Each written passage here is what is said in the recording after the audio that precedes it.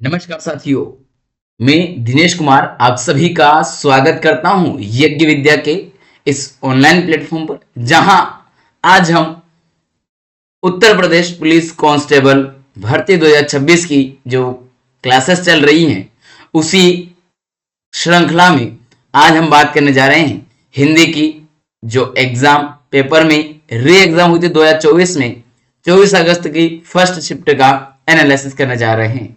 तो बिना समय जाए किए सबसे पहले शुरुआत करते हैं पहले प्रश्न से, और आगे जैसे जैसे आपको पीडीएफ वगैरह की जो जानकारी है वो समय अनुसार आपको मिलती चलेगी, क्लास के बीच में भी, क्लास के एंड में भी।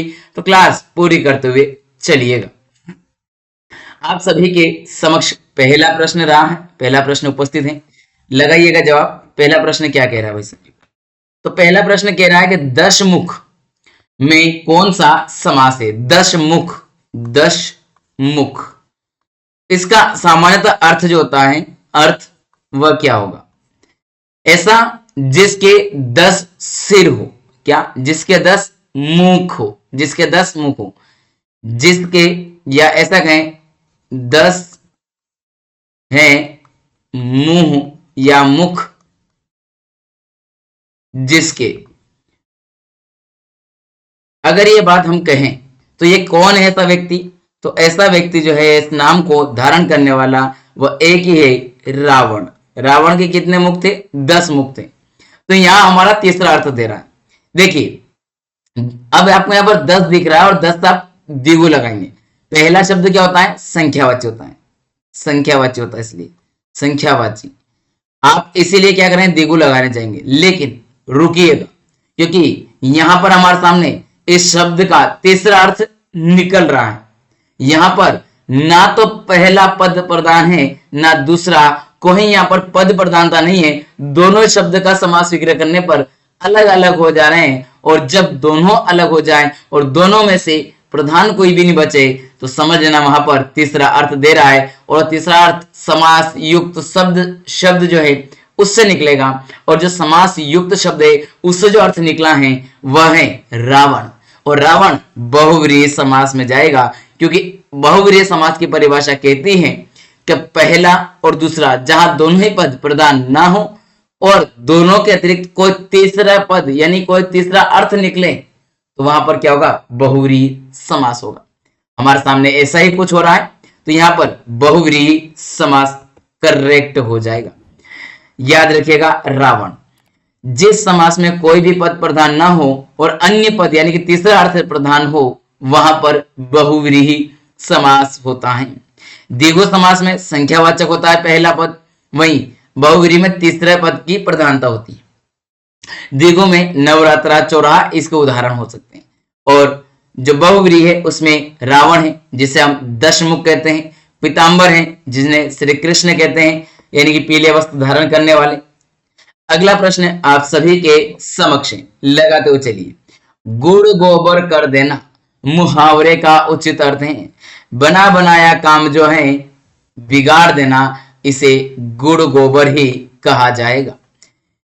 विश्लेषण यह है कि किसी सुचारू रूप से चल रहे कार्य को मूर्खतावश नष्ट कर देना क्या होगा? बने बनाए काम को बिगाड़ देना के अंतर्गत आएगा। वाक्य प्रयोग: सुरेश ने अंतिम समय में झगड़ा करके सारी योजना का गुड़ गोबर कर दिया। या एक बात और याद रखिए, सुरेश ने अपनी परीक्षा की तैयारी करते हुए अंतिम समय में सफलता के नजदीक आते हुए परीक्षा देने से इनकार करके परीक्षा की तैयारी छोड़ करके घर बैठ गया, तो बने बनाए कार्य को बिगाड़ लिया, यानी कि योजना जो भी थी उसकी उस पर गुड़ गोबर कर लिया। अगला जो प्रश्न आपके समक्ष है, आम के आम गुठलियों के दाम का क्या अर्थ है? आम के आम और गुठलियों के दाम, ऐसी बात कि भैया वसूली पूरी होना चाहिए, लाभ पूरा होना चाहिए। जैसे कि मान लीजिए मैं आपको YouTube पर क्लास करवा रहा हूं और आपसे इसमें मेंबरशिप में आपको ज्वाइन करवाता हूं, वहां क्लास लेता हूं, और उसके बाद में मेंबरशिप में अगर एड भी दिलवा रहा हूं और वहां से भी अर्न कर रहा हूं, तो इसका मतलब है कि क्लास भी बिक रही है, क्लास में पैसे भी आ रहे हैं और बच्चों से पैसे भी ले रहे हैं और YouTube से भी आ रहे हैं। समझ रहे हैं आप? तो ये क्या हो रहा है? डबल डबल कमाई हो रही है। आम के आम मतलब इसका मतलब दोहरा लाभ होना चाहिए। एक से नहीं बल्कि एकाधिक लाभ होना चाहिए, उससे कहते हैं आम के आम और गुठलियों के दाम दोहरे लाभ होना। क्या होना? दोहरा लाभ होना। अर्थात आम खाइए, पहला तो क्या हो गया, आम खा लिया, ठीक है, उसके बाद में गुठलियां बेची और गुठलियों को बेच दिया, तो क्या किया, दोहरा लाभ हुआ, वापस बेच दिया उनको। इसलिए ये आम है और ये पैसा है, और ये दोनों क्या हो गया, आपके पास आ रहे। इसका एक समानार्थी भी चलता है, एक पंथ दो काज, एक ही निशान, एक काम कीजिए उससे दो, मतलब एक तीर चलाइए और दो निशाने सज जाने चाहिए, वही ये एक पंथ दो काज। अगला प्रश्न है, उत्थान का विलोम शब्द क्या है? उत्थान का मतलब होता है उठना। क्या होता है? उठना। अरे उठने का मतलब ये नहीं कि वह स्वर्गवास हो गया, उसका उठना नहीं। हम उठने का मतलब है उन्नति से, जो आगे बढ़ रहा हो, आगे की ओर प्रस्थान कर रहा हो। आगे की ओर मतलब जो अपना डेवलपमेंट कर रहा हो, अपने आर्थिक स्थिति सुधार कर रहा हो, अपने स्टार्टअप को इंप्रूव कर रहा हो, उस सेंस में बात कर रहा हूं। अपने साम्राज्य का विस्तार कर रहा हो, उस सेंस में वो होता है उठना। ठीक वैसे ही एक, अब अगर उत्थान हो रहा है, बढ़ रहा है, जैसे कि दिल्ली सल्तनत का उत्थान हुआ, ठीक है, अब अलग अलग समय पे मराठों का उत्थान हुआ, और जब मराठों का उत्थान हुआ तो उनका पतन हुआ, दिल्ली सल्तनत का पतन हुआ, तो क्या हुआ, खत्म हुआ, समाप्त हुई। तो उठना और बैठना नहीं बल्कि समाप्त होना, समाप्त होना, यानी कि यहां पर पतन जो है राइट आंसर हो जाएगा। उत्थान का अर्थ है ऊपर उठना या उन्नति करना, और पतन का अर्थ है अवनति करना या नीचे की तरफ गिरना। ये एरो दोनों आपको दिखा रहे हैं कि क्या यहां पर हो रहा है, ठीक है। प्रस्थान का जो वहां लिखा विकल्प में, इसका मतलब होता है कहीं जाना, अब निकलने वाले हैं, तो इसका विलोम क्या हुआ, अगर कोई जा रहा है तो कोई आएगा भी सही। मान लीजिए आप दिल्ली से इंदौर जा रहे हैं, तो फिर इंदौर से दिल्ली भी कोई तो जाएगा, उसी बस में सफर करेगा, उसी ट्रेन में सफर करेगा, तो आप जाने वाले हो गए, प्रस्थान करता हो गए, और आगमन करता है यानी कि जो वहां से रिटर्न वहां है, दिल्ली पहुंचे, जो दिल्ली में पहुंच रहे वो। विस्थापन, जगह से हटना, एक जगह से दूसरी जगह शिफ्ट होना। जैसे आपने सभी ने चर्चित मुद्दा सुने होगा, जो नर्मदा नदी पर सरदार सरोवर डैम बना, तो जब ये बड़ी परियोजना थी तो वहां पर बड़ी जनसंख्या को क्या किया गया था, विस्थापन किया गया था। उसमें से जो समुदाय थे उन्होंने क्या किया भाई, उनका अपना जो जन्म स्थान है वो छोड़कर कहीं और जाना, उसे कह रहे हैं विस्थापन।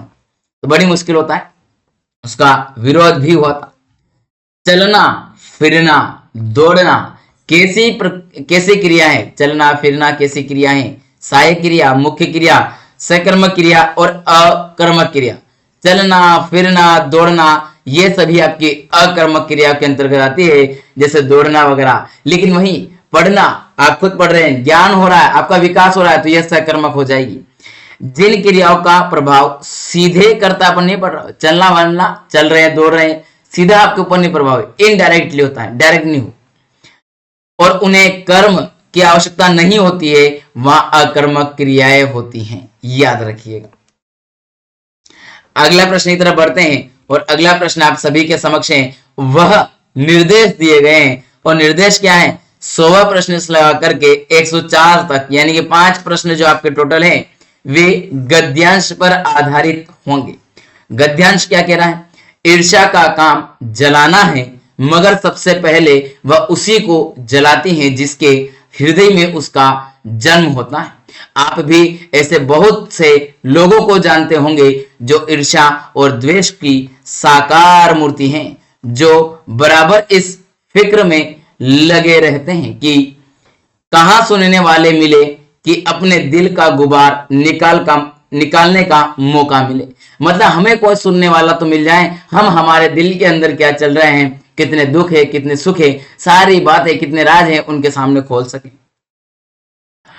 श्रोता मिलते ही उनका ग्रामोफोन बजने लगता है। श्रोता यानी कि सुनने वाला जैसे ही मिलेगा, वो बोलने वाला अपना वक्तव्य प्रारंभ कर देगा, और वे बड़े ही होशियारी के साथ एक एक कांड इस ढंग से सुनाते हैं मानो विश्व कल्याण को छोड़कर उनका और कोई ध्येय नहीं हो। मगर जरा उनके अपने इतिहास को भी देखिए और समझने की कोशिश कीजिए कि जब से उन्होंने इस सुकर्म का आरंभ किया, तब से वे अपने क्षेत्र में आगे बढ़े हैं या पीछे हटे हैं। यह भी यह भी कि अगर वे करने में निंदा करने में समय और शक्ति का अपव्यय नहीं करते तो आज उनका स्थान कहाँ होता। ये बात इसमें लिखी हुई है। अब आपको क्या करना है, अब आपको सभी को इस प्रश्न का जवाब देना है। अपव्यय का क्या अर्थ होता है?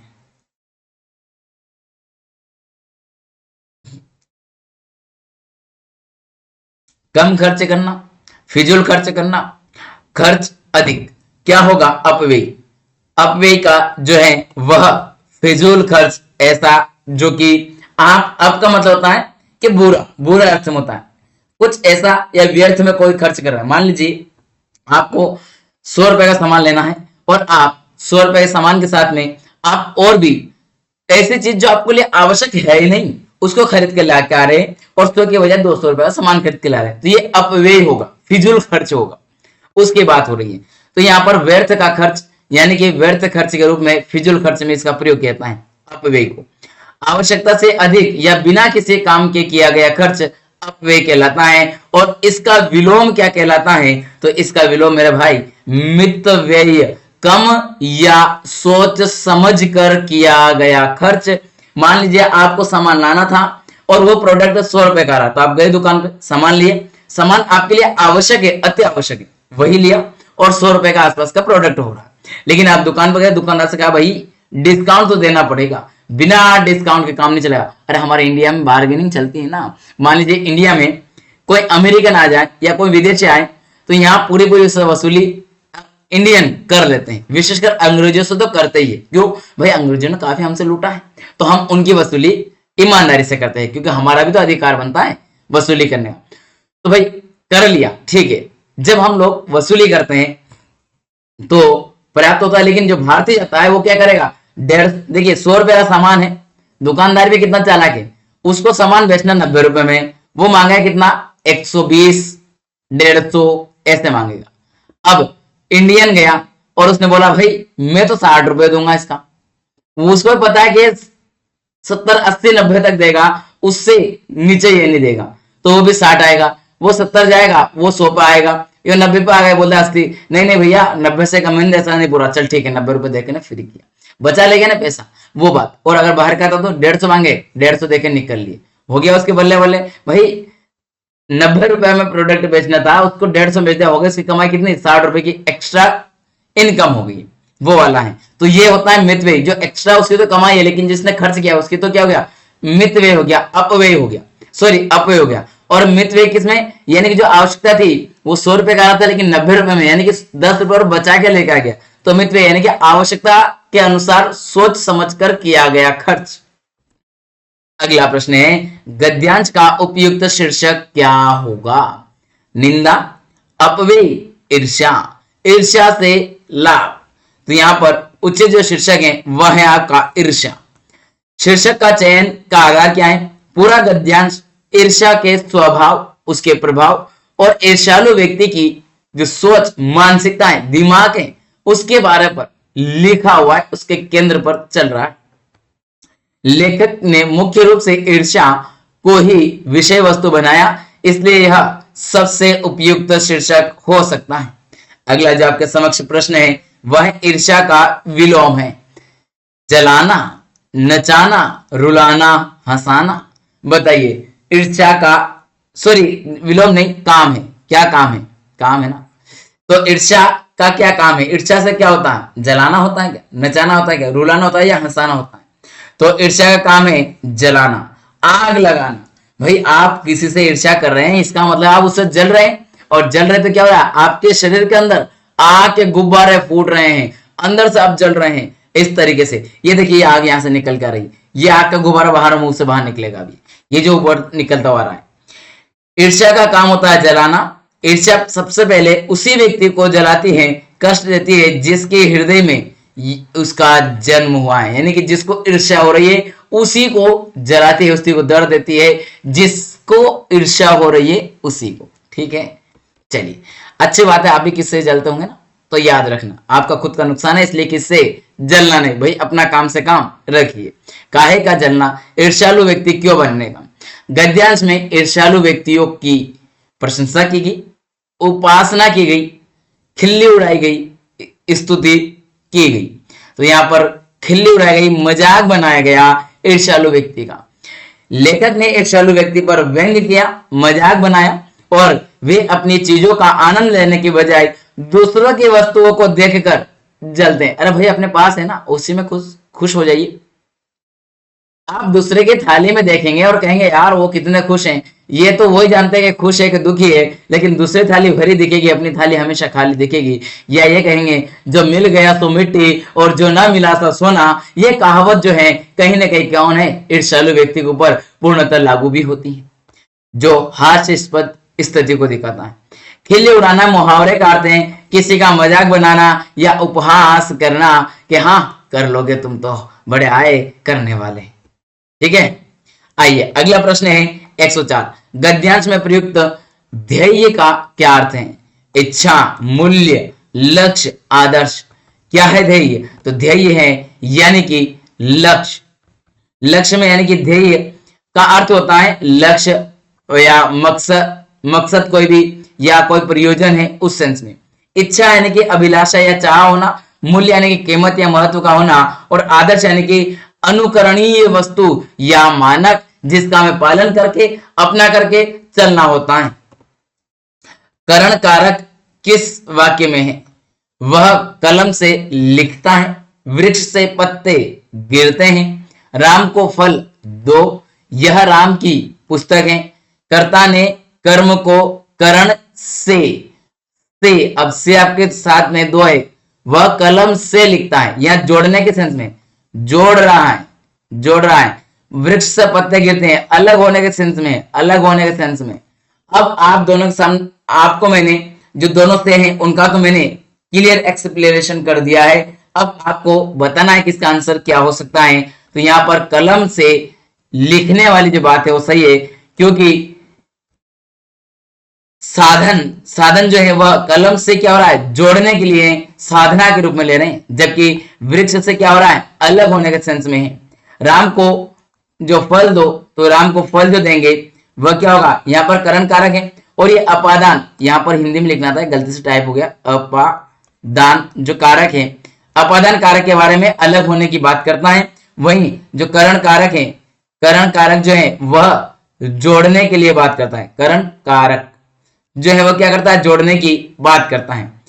राम को फल दो, कर्म या संप्रदान, और राम, यह राम की पुस्तक है, यहाँ पर राम की पुस्तक है, संबंध दिखा दिया, संबंधवाचक बन जाए का की के। अगला है ओटना और ओटना। ओटना और ओटना का क्या अर्थ है, आउटना। बताइए क्या अर्थ होगा यहां पर। तो यहां पर आपका सोना और सुलाना, तरफ और लौटना, तरफ और तथा, बिनोले अलग करना और खिलौना। क्या होगा इनका अर्थ? तो ओटना यानी कि बिनोले जो अलग करना, और दूसरा है खोलना। क्या होता है, खोलना। तो जो ओटना है ओ वाली मात्रा वाला, वह क्या है, कपास की के बीजों को क्या करना है, बिन करके एक साथ लेना। बिनोला किसे कहते हैं, जो बिनोले वे कपास के जो बीज हैं उन्हें बिनोले के नाम से जानते हैं।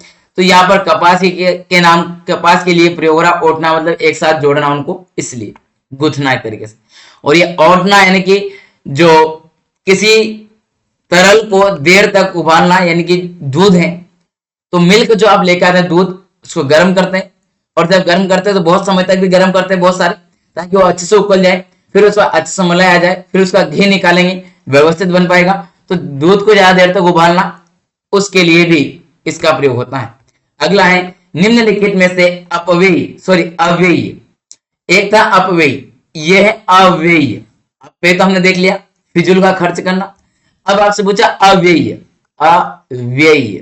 अब बताइए, शाम, दक्षिण, भारत और आह, क्या है यहां पर निम्नलिखित में से अव्ययी क्या है? तो यहां पर अव्ययी जो है आपका वो कौन है, आह। वे शब्द जिनमें लिंग, वचन और कारक के आधार पर कोई परिवर्तन ना हो, उन्हें क्या कहेंगे, हम अव्ययी कहेंगे। यह विस्मय आदि बोधक अव्ययी है। और यहाँ पर शाम जो है व्यक्तिवाचक संज्ञा है, दक्षिण दिशा को डिनोट कर रही है, और दिशा अगर है तो यहाँ पर संज्ञा हो जाएगी। और भारत जो कि संज्ञा का प्रकार है, व्यक्तिवाचक संज्ञा हमारा कि भारत एकमात्र है। अगला प्रश्न आप सभी के समक्ष है, आंसू काव्य के रचनाकार कौन है? सूर्यकांत त्रिपाठी निराला, मैथिली शरण गुप्त, सुमित्रा नंदन पंत, जयशंकर प्रसाद। आंसू के तो झरना, आंसू कामयानी, ये किसके? आंसू की कामना आपने की कि वो झरझर करते बहते हुए जाएंगे, तो वह कहा जाएंगे? जयशंकर प्रसाद की तरफ जाएंगे।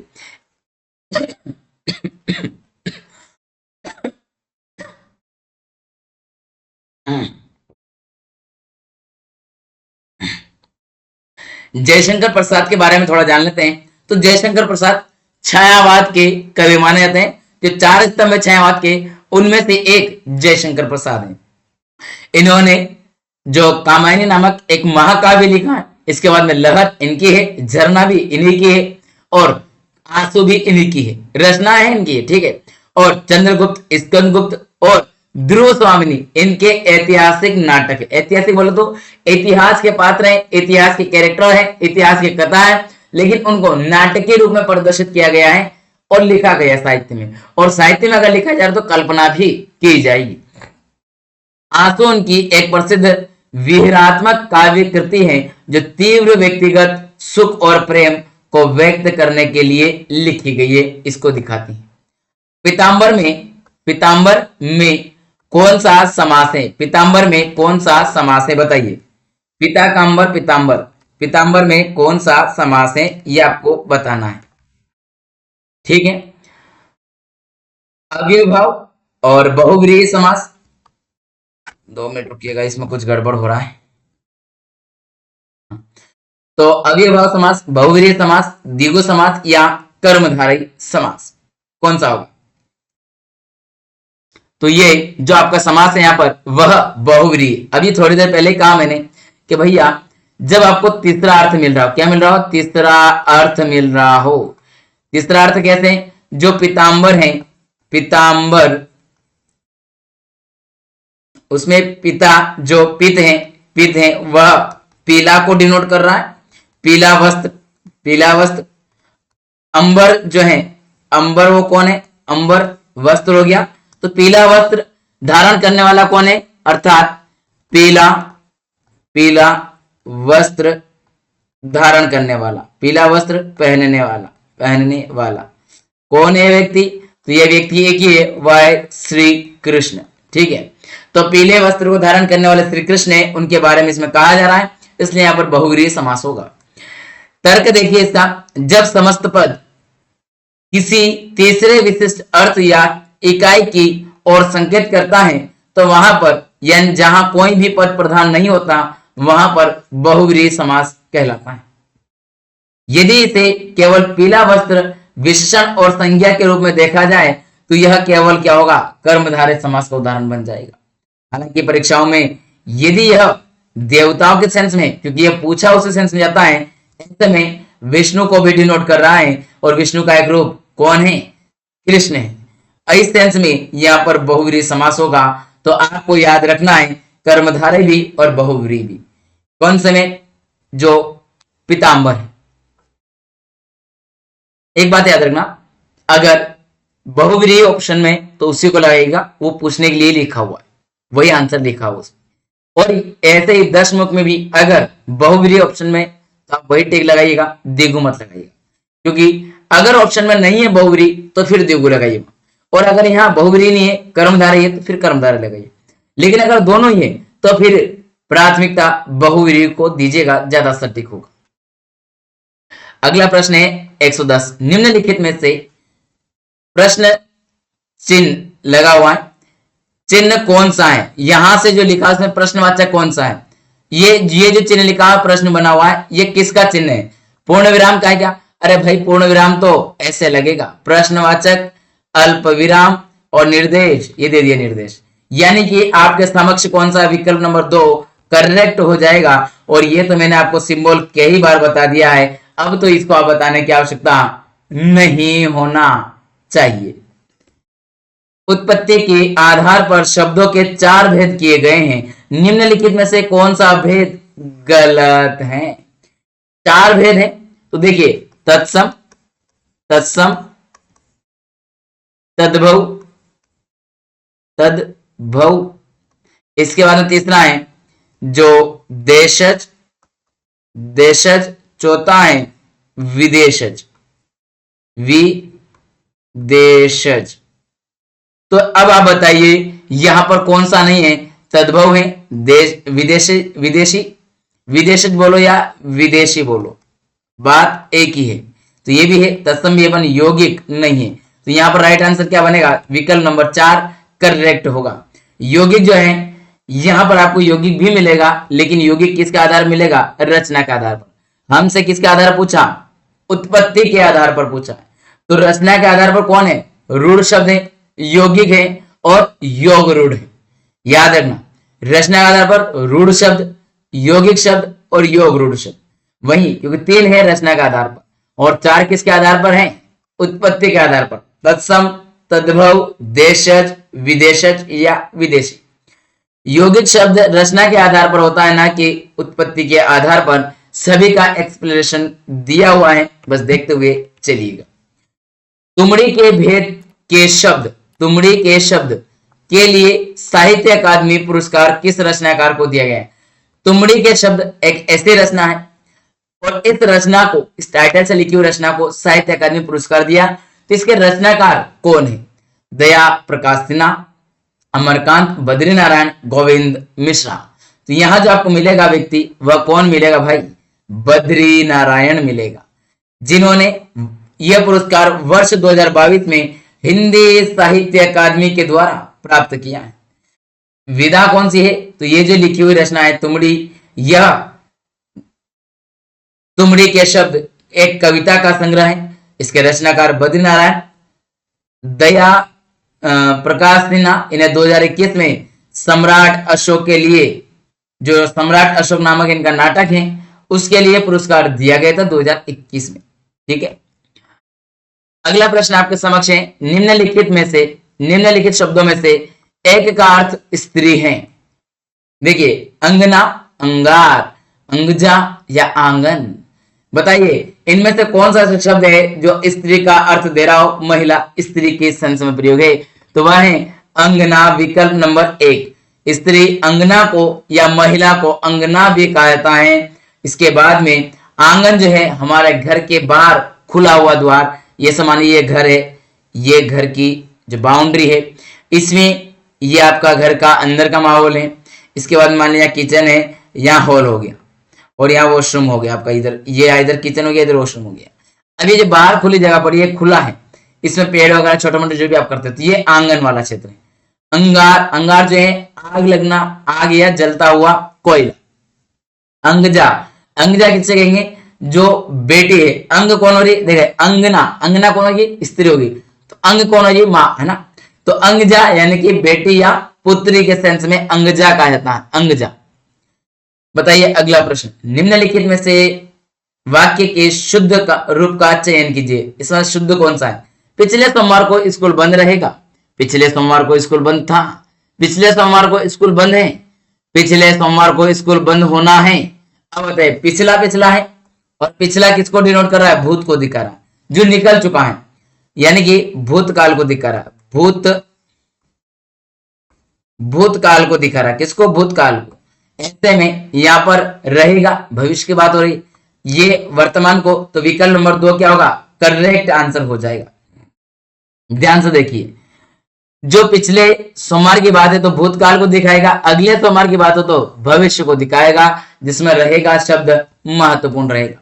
हमारे पास था शब्द एक ही विकल्प में है, विकल्प नंबर 2 में, तो हमारे लिए क्या हो गई? सुविधा आसान हो गई है।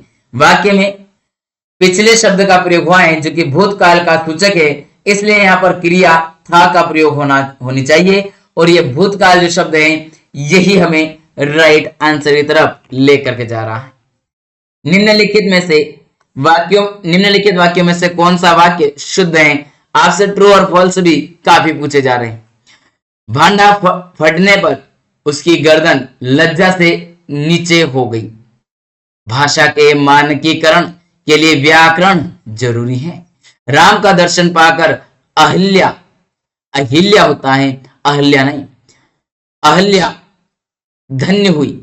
इस चिकित्सालय में सर्वोत्तम रोगों की चिकित्सा उपलब्ध है। तो यहाँ पर विकल्प नंबर 2, भाषा के मानकीकरण के लिए व्याकरण जरूरी है, एकदम सटीक लिखा हुआ है। गर्दन नीचे होना नहीं, सिर झुक जाना होता है। और दर्शन में वचन संबंध त्रुटि है, दर्शन शब्द सदैव बहुवचन होता है। राम के दर्शन, और यहाँ क्या लिख दिया था, राम का दर्शन, राम के दर्शन होना चाहिए। आप कहेंगे सर अहिल्या ऐसे लिखते हैं, नहीं, ऐसे लिखते ही अशुद्ध होगा, शुद्ध जो है अहिल्या है। ठीक है, चलिए आगे की तरफ देखते हैं। और आगे है पदक्रम की त्रुटि किसमें, सर्वोत्कृष्ट रोग, सर्वोत्कृष्ट चिकित्सा यहां पर सही होगी। बिल्कुल, रोगों की चेक करने की जरूरत नहीं है। अगला प्रश्न आप सभी के समक्ष है, वृक्ष से पत्ते गिरते हैं, इस वाक्य में से किस कारक का चिन्ह है। अभी हमने थोड़ी देर पहले ही प्रश्न में पढ़ा था कि किसका है भैया, अपादान का है क्या, करण का है क्या, कर्म का है क्या, या अधिकरण का है। तो मैंने से का आपको 2 से दिखाया था, एक तो करण से दिखाया था और एक अपादान में, अपादान में। अब बताइए पेड़ से पत्ता किस में गिरा था, अपादान में गिरेगा, अपादान में। जो अपादान है, देखिए पेड़ है, पेड़ से क्या हो गया, पत्ता नीचे गिर गया, तो अलग होने के सेंस में, वृक्ष से अलग हो रहा है, तो इसे यहाँ पर जो से का प्रयोग हुआ है वो अलग होने के सेंस में हुआ है, और अलग होने के सेंस में प्रयोग हुआ, तो इसे अपादान कारक का विभक्ति को दिखा रहा है। करण कारक जो कि साधन या माध्यम के रूप में प्रयोग होता है, जैसे पेन से विद्यार्थी लिखता है, शिक्षक चौक और ब्लैक बोर्ड पर पढ़ाता है, तो क्या हो रहा है, उनके बिना काम नहीं होता। मैं वहां होकर आया हूं, वाक्य में अव्ययी शब्द कौन सा, अव्ययी, वहां हूं मैं होकर, मैं वहां होकर आया हूं। तो यहां पर जो वहां शब्द है, वहां, जहां, ऐसा शब्द जो है ये बदलते नहीं है, ये लिंग वचन कारक के आधार पर बदलेंगे नहीं, हुबहू रहेंगे, अर्थात वही क्या कहलाएंगे, अब जो अव्यय कहलाएंगे, क्या कहलाएंगे, अव्यय कहलाएंगे। ठीक, मैं एक सर्वनाम है जो कि बदल सकता है, जैसे मेरी, मेरा, इस तरीके से बदलता रहेगा। वहां क्रिया विशेषण अव्यय, अव्यय नहीं है, अव्यय है क्योंकि यहां पर यह बदलेगा नहीं, हुबहू एक ही भाषा में रहेगा। हूं सहायक क्रिया जो कि बदलती रहती है। अब अव्यय में क्या होता है, जहां लिंग वचन कारक के आधार पर किसी प्रकार कोई परिवर्तन या प्रभाव ना हो, वहां पर अव्यय होता है। ये क्रिया जो वहां एक स्थानवाचक क्रिया विशेषण होता है। दिए गए वाक्यांश के लिए एक शब्द का चयन कीजिए, कौन सा होगा, जो कहा न जा सके, जो कहने योग्य ना हो या कहा न जा सक रहा हो। अकल्पनीय, नामुमकिन, अकथित और अकथ्य। बताइए, जो कहा ना जा सके वह क्या होगा, अकथ्य होगा, अकथ्य, क्योंकि अकथ्य जिसे कहते हैं जिससे शब्दों में व्यक्त ना किया जा सके, उसे हम क्या कहेंगे, अकथ्य कहेंगे। या अकथित, जो कहा ना गया हो। अब यहाँ क्या है, जो कहा ना जा सके, न जा सके मतलब कहा नहीं, कह नहीं सकते हम उस सेंस में, तो वहां पर तो अकथ्य होगा, अकथ्य। लेकिन अकथित क्या है, जिसे जो कहा ना गया हो, जो कहा ना गया हो, यानी कोई बात ऐसी जो कही नहीं है लेकिन फिर भी हमने धारणा बना ली।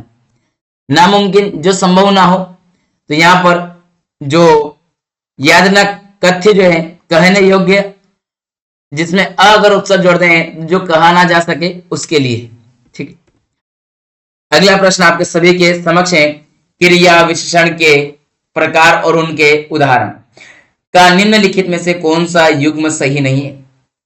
समयवाचक क्रिया विशेषण पीछे, परिमाणवाचक क्रिया विशेषण सर्वत्र, और निश्चयवाचक निश्चय बोधक क्रिया विशेषण बेशक, स्थिति बोधक क्रिया विशेषण कहीं ना कहीं। तो आपको यहां पर जो राइट आंसर मिलेगा वह विकल्प नंबर 2 में मिलेगा। किसमें, विकल्प नंबर 2 में। त्रुटि विश्लेषण में क्या है, सर्वत्र, शब्द का अर्थ सब जगह होता है, यह स्थान का बोध कराता है, ना कि मात्रा का। अतः यहाँ पर स्थानवाचक क्रिया विशेषण होना चाहिए।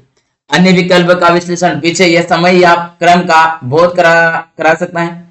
बेशक यह वक्त की निश्चितता को दर्शा रहा है, कहीं ना कहीं यह अनिश्चित स्थिति को बोध करा रहा है। स्थानवाचक कहाँ, यानी कि यहां, वहां, सर्वत्र, ऊपर, नीचे, इसका नाम लेना। परिमाणवाचक में क्या होगा, कितना या थोड़ा, बहुत, कम, इनकी बात हो वहां पर। अगला प्रश्न है आपका 120। वीर रस का स्थायी भाव क्या है? वीर का भय, भय तो किसका है भैया? भयानक, भयानक। क्रोध किसका है? रौद्र का, रौद्र का, रौद्र का हो गया, ठीक है। और विस्मय और उत्साह बताइए किसका है? विस्मय किसका, आप तो ये बताइए, ये ज्यादा महत्वपूर्ण। विस्मय, अद्भुत, ठीक। और उत्साह जो होगा आपका किसका हो जाएगा? वह आपका वीर रस का उत्साह हो जाएगा, जहां युद्ध और इनकी वीरता का वर्णन हो। ध्यान दीजिएगा, मैंने आपको भयानक का बताया भाई, रौद्र का, क्रोध का रौद्र, और विस्मय का अद्भुत। बोला था धीरे से, आपको बताना, मैंने बोला अद्भुत। वाह, अद्भुत हिंट दी थी आपको कि अद्भुत इसका रस है। रस के 4 अंग होते हैं, विभाव, अनुभाव, संचारी भाव और स्थायी भाव। ये याद रखना। रस के कितने अंग होते हैं? 4। विभाव, अनुभाव, संचारी भाव और स्थायी भाव। शीत का विलोम है। शीत का विलोम क्या है? शीत यानी कि ठंडा, ठंडा। तो उल्टा क्या होगा? ठंडा का उल्टा क्या होता है? गर्म होता है, गर्म होता है। गर्म का क्या हो जाएगा? उष्ण हो जाएगा। उष्ण क्या होता है? जो उष्ण गलत लिख दिया, उष्ण ऐसे लिखा जाता है, ठीक है। तो उष्ण क्या होगा? यहाँ पर शीत का उल्टा उष्ण हो जाएगा। शीत का अर्थ होता है ठंडा, उष्ण का अर्थ होता है गर्म, हॉट। यानी कि यहाँ सही जो विलोम है वह उष्ण होगा। स्पष्टीकरण अगर देखें और भी जो गलत विकल्प है, गीत, गाना, यह असंबद्ध शब्द है। कृष्ण का विलोम शुक्ल या श्वेत होता है। कृष्ण काले थे, इसलिए या तो सफेद होगा, श्वेत होगा, या शुक्ल पक्ष होगा। कृष्ण पक्ष का उल्टा शुक्ल पक्ष होता है। ठंड यह शीत का समानार्थी है, न कि उसका विलोम, सिनोनिम है। 122 वह प्रश्न क्या कहता है? संभव है यह वाक्य किस काल में? संभव है वर्तमान काल, सामान्य भूतकाल, पूर्ण वर्तमान काल, संभाव्य भविष्य। संभव है यानी कि संभावना दिखा रहा है, तो संभव्य जो भविष्य है उसको दिखाएंगे। अब नियम क्या है? जब वाक्य में कार्य के होने की संभावना व्यक्त की जाती है तो वहां पर व्याकरण में उसे संभाव्य भविष्य काल के रूप में माना जाता है। इसके बाद में अगर हम देखें तो जो संभाव्य, संभव है, ये जो वाक्यांश है इसमें संभावना दिखाई जा रही है, और संभावना हमेशा फ्यूचर, भविष्य का संकेत होता है, उस ओर हमें दिखाता है। अन्य काल में देखिए, सामान्य भूतकाल, कार्य भीत, अगर भूतकाल बोले तो सामान्य जो अभी अभी कुछ ही समय हुआ हो, कार्य को हुए उसके बारे में। इसके बाद में पूर्ण भूतकाल, जो कार्य बहुत पहले पूरा हो गया, पूर्ण होने के कुछ समय बाद अगर बात हो रही हो, उसके लिए वह जा चुका था, इसमें वह जा रहा है, वह गया है बेबी, ऐसा। उसने अभी भी क्लास ज्वाइन की है, इसने कभी से क्लास पढ़ ली है, पूरी कर ली, उस बारे में। अगला जो यहाँ पर आपके समक्ष दिखाई दे रहा है, भूतकाल आपका पास्ट में होता है, प्रेजेंट बीच में होता है, और भविष्य। तो आज हम बैठे हैं, आज हम बात कर रहे हैं और बात करें भविष्य। ये संभव हो सकता है कि आप पढ़ाई करेंगे तो आपका सिलेक्शन होना संभव है। तो क्या है? संभव जब रिजल्ट आएगा तब की बात कर रहे हैं, संभावना दिखा रहा है, भविष्य की बात कर रहे हैं, ठीक है, ऐसा। अगला प्रश्न आपके समक्ष है, निम्नलिखित में से एक विशेषण शब्द है। कौन सा एक विशेषण शब्द है? महत्व, महत, लाव, लाघव या लघुता। विशेषण शब्द, तो यहाँ पर महत जो शब्द है वह क्या है? विशेषण है। महत यह मूलतः संस्कृत भाषा का शब्द है जो विशेषण के रूप में प्रयुक्त होता है। इसका अर्थ होता है महत का बड़ा या महान व्यक्ति। कोई महान व्यक्ति को हम क्या कहेंगे? महत कहेंगे। इसके बाद में उदाहरण, महत कार्य, महान कार्य किया गया। महात्मा गांधी जो कि महान व्यक्तित्व था, अम्बेडकर महान थे, तो महत व्यक्तित्व थे ये, जिन्होंने हमारा देश का संविधान, हमारे देश को आजादी दिलाने में महत्वपूर्ण भूमिका निभाई। अन्य शब्दों का व्याकरणिक परिचय देखिए। महत्व यानी कि एक संज्ञा को डिनोट कर रही है, जो कि एक भाववाचक संज्ञा है। महत्व में कौन सी संज्ञा है? भाववाचक संज्ञा। याद कर चलिए, शिक्षा का महत्व बहुत ही महत्वपूर्ण है, क्योंकि शिक्षित हैं। शिक्षा का महत्व इसलिए भी है कि आप अपनी रोजमर्रा की जिंदगी एक सम्मानदेय तरीके से जीवन यापन कर पाएंगे। लाघव, लाघव भी एक संज्ञा है, जो कि लाघव का अर्थ होता है छोटा होने का भाव।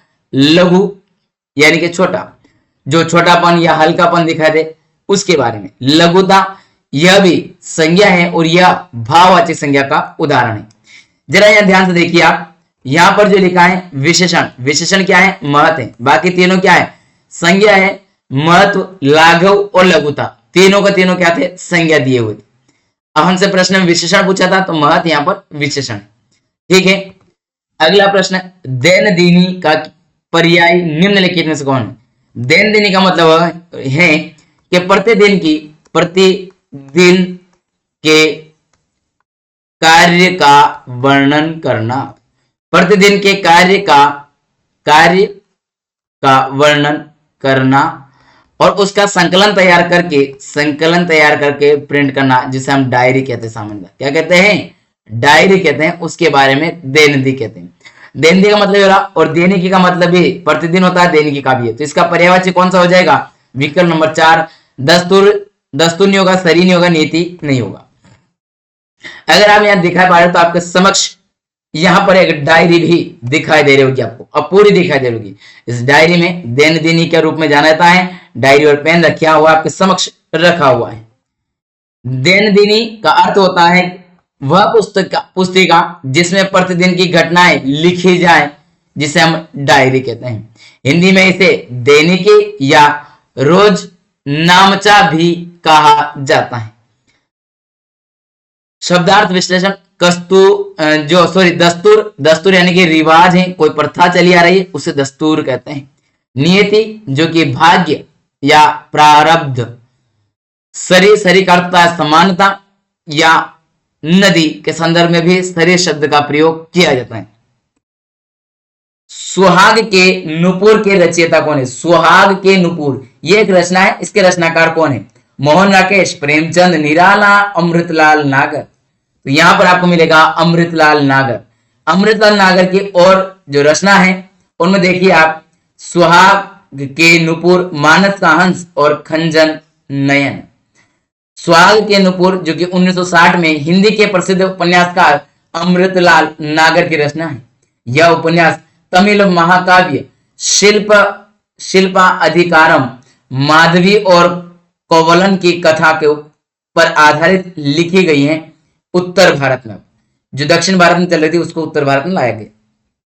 अमृतलाल नागर की यह महत्वपूर्ण रचना मानस का हंस तुलसीदास जी के जो जीवन पर आधारित है। खंजन नयन यानी कि महत्वपूर्ण रचनाओं में खंजन का नयन है, उनमें उन्होंने लिखा सूरदास के जीवन पर। खंजन का नयन तो सूरदास पर आधारित है और मानस का हंस तुलसीदास जी के जीवन पर है। बूंद और समुद्र उन्हीं की रचना है। इसके बाद में अमृत और विष साहित्य अकादमी पुरस्कार, अमृत और विष रचना पर इनको दिया गया है।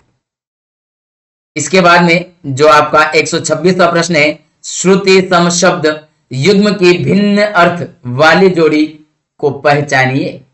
रात्रि निशा, किरण रश्मि, कुल अभिलाषा इच्छा। श्रुति सम भिन्नार्थक, देखिए भिन्न अर्थ दे रहे हो। रात्रि और निशा एक दूसरे का पर्यायवाची है। किरण रश्मि यहां पर बात करने में, कुल अलग अलग अर्थ मिल रहा है यहाँ पर। अभिलाषा यानी कि इच्छा, कहीं ना कहीं यहां पर आपको विकल्प नंबर 3 अलग मिलेगा, बाकी सब सेम है। यहां पर दोनों का अर्थ जो है रात्रि है, रात है, यानी कि आपका पर्यायवाची शब्द है। किरण रश्मि जो कि प्रकाश की बात करता है, प्रकाश की रेखा, ये भी एक दूसरे के क्या है? पर्यायवाची है। कुल जो कि वंश या सब और कुल बड़े हो की मात्रा वाला किनारा को डिनोट करता है। श्रुति सम भिन्नार्थक है। अभिलाषा और इच्छा, यहाँ पर चाह है, उम्मीद है, यह भी पर्यायवाची शब्द है। श्रुति सम भिन्नार्थक में ऐसा होता है कि सुनने में समान लगते हो परंतु उनके अर्थ अलग अलग हो, क्योंकि वहां केवल मात्रा का अंतर होता है। बड़ी छोटी, बड़ा ऊ छोटा ऊ, ऐसे ओ औ, ऐसी मात्रा को प्रयोग करके इनमें जो उच्चारण है वो समानता मिलेगी, लेकिन जो अर्थ होंगे वो अलग हो जाएंगे। श्रृंगार रस का स्थायी भाव क्या? देखिए यार, श्रृंगार में गड़बड़ है, टाइपिंग में कैसे लिखा आएगा, ठीक है ना, एक कंप्यूटर में टाइपिंग एरर होती है इसलिए, तो श्रृंगार में ये वाला र नहीं आएगा नीचे की तरफ। श्रृंगार रस का स्थायी भाव, हाँ, शोक, प्रेम, उत्साह। अब आपने हमेशा श्रृंगार रस का रति याद किया होगा। अरे रति ही क्या है? प्रेम है। रति ही क्या है? प्रेम है। रति ही क्या है? प्रेम है। इसका मतलब आपका तीसरा, क्योंकि हास किसका है? हास्य का है। शोक किसका है? शोक किसका है बताइए? शोक बताइए, करुण? करुण तो नहीं है, देखिए जरा। उत्साह वीर का। तो या लिखिए लिखिए, कमेंट कीजिए, आपके लिए छोड़ा मैंने। अरे एक एक तो आपको बताना पड़ेगा, कहीं ऐसा तो नहीं मैं गलत बोल रहा हूं। देखिए, तो यहाँ पर जो करुण है वह शोक, याद रखना है ना। वीर हो गया श्रृंगार का। श्रृंगार रस को रस राज यानी कि रसों का राजा के रूप में भी जाना जाता है। श्रृंगार रस वह रस है जिसे रसों का राजा कहा जाता है। इसी में संयोग श्रृंगार और वियोग श्रृंगार दोनों का वर्णन होता है। महान जो शब्द है, महान शब्द का स्त्रीलिंग क्या होगा? महान का। नेत्री, महान का स्त्रीलिंग पूछा है, ये महान पुल्लिंग है, हमें स्त्रीलिंग पूछा है। नेत्री महोदया, महोदया तो महोदय का होता है, महोदय का होता है। महती किसका होगा? महत का होगा। महानी, महान का महानी होगा क्या, या नेत्री होगा? तो यहां पर महती होगा। अब देखिए, हमसे यहां पर किसका महत का मिला, ये बताइए। महत संस्कृत में है और इसका जो हिंदी में क्या होता है? महान होता है। इससे क्या हो जाएगा? महती निकल के आएगी, ठीक है, महती। यदि विशेषण शब्द के अंत में वान या मान हो तो स्त्रीलिंग बनाते समय वती या मति जोड़ा जाता है, इनका प्रयोग किया जाता है। जैसे श्रीमान तो श्रीमती, भगवान तो क्या होगा? भगवती। और जो यहाँ पर ये गण है पुल्लिंग है, प है, ठीक है। लग मैं सही कर देता हूं अभी इसको।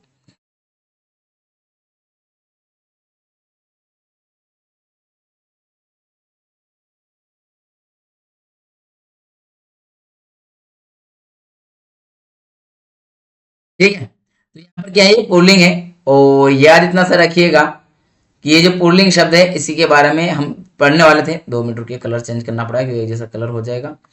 तो जो पुल्लिंग है और स्त्रीलिंग बना है उसका, तो गुणवान, वान में हमें क्या लगेगा? वह में देखो, अगर वान है तो वती लगेगा, मान है तो मति लगेगा। तो हमने मान में क्या लगाया? म लगा लिया। वान है तो क्या लगाया? वती लगा लिया। वैसे यहाँ पर वान है तो क्या लगा? वती। गुणवान का गुणवती, महान का महती हो जाएगा, ठीक है, महती हो जाएगा। अगला जो आपके समक्ष है प्रश्न वह है 2013 में मिलजुल मन नामक उपन्यास के लिए साहित्य अकादमी पुरस्कार किसे दिया गया? 2013 मिला था। रमेश चंद्र शाह, राम दर्श मिश्र, चंद्रकांता कांत देवताल और मृदुला गर्ग। बताइए।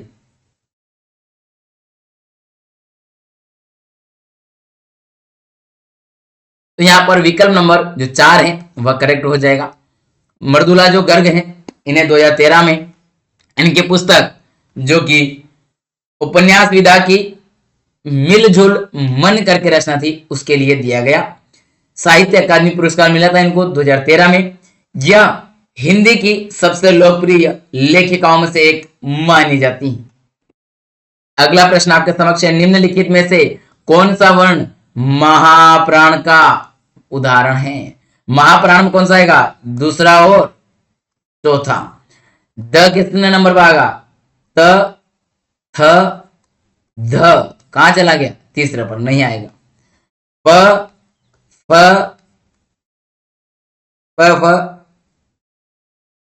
ब, भ। तो यहां पर चौथे पे कौन आ रहा है? भ आ रहा है, बिल्कुल भ आ गया। अ तो नहीं आएगा, ल भी नहीं। तो हमारे सामने यहां महाप्राण पूछा तो हमारे सामने कौन आ गया? विकल्प नंबर 2 करेक्ट।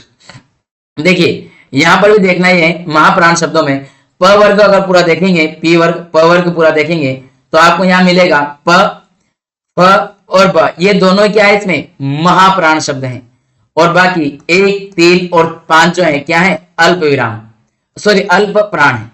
प्रत्येक वर्ग का दूसरा और चौथा वर्ण क्या कहलाता है? महाप्राण कहलाता है, महाप्राण माता है।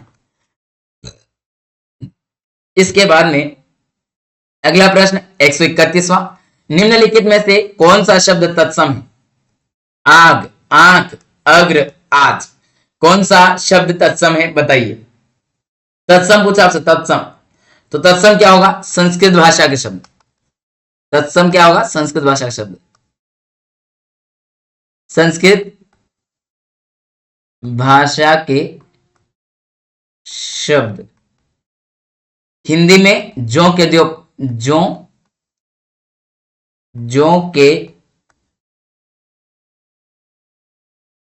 त्यों प्रयोग होता है। अब इसके बाद अगर हम देखें हिंदी भाषा के अलावा जो तद्भव लगे हाथ उसको भी देखते हैं। तद्भव क्या है? ये संस्कृत के वे शब्द हैं, संस्कृत के वे शब्द जो हिंदी में क्या हो गए? परिवर्तित या विकार उत्पन्न हो गया उनमें, परिवर्तित या बदले रूप में या सरलीकृत रूप में प्रयोग होता हो उन्हें क्या कहेंगे? हम तद्भव शब्द कहेंगे। याद रखना, तद्भव और तत्सम दोनों ही, जो तत्सम की परिभाषा ये है और तद्भव की परिभाषा ये है, दोनों की परिभाषा यहां लिख दी। अब आपको चयन खुद को करना है कि कौन सा सही होगा। आग, आंख, अग्र, आज, तो यहां पर आपको मिलेगा अग्र। अग्र जो है वह तत्सम शब्द है। अग्र का जो तद्भव होगा वह आगे की ओर। अब हम आगे की ओर बढ़ते हैं, हम आगे का प्रश्न देखते हैं।